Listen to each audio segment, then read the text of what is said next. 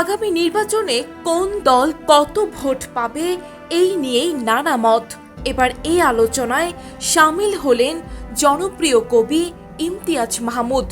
ফেসবুকে এক পোস্টে তিনি লিখেছেন, নির্বাচনে আওয়ামী লীগের ভোট কারা পাবে?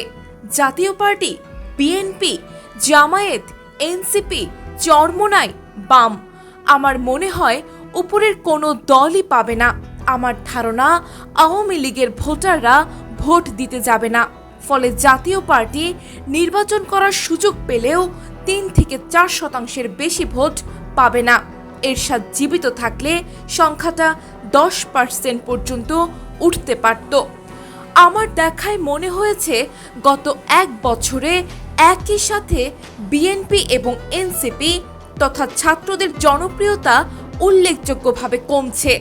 জামায়াতের সামান্য বাড়ছে, কিন্তু সেটা 10 থেকে বেড়ে 14 থেকে 15% হওয়ার মতো। বামরা জোটবদ্ধ হয়ে নির্বাচন করলেও সব আসনে জামানত হারাবে। ফলে নির্বাচন যখনই হোক, সে সময় দেশে আইন শৃঙ্খলা পরিস্থিতি স্বাভাবিক থাকলে প্রচুর স্বতন্ত্র প্রার্থী জিতবে।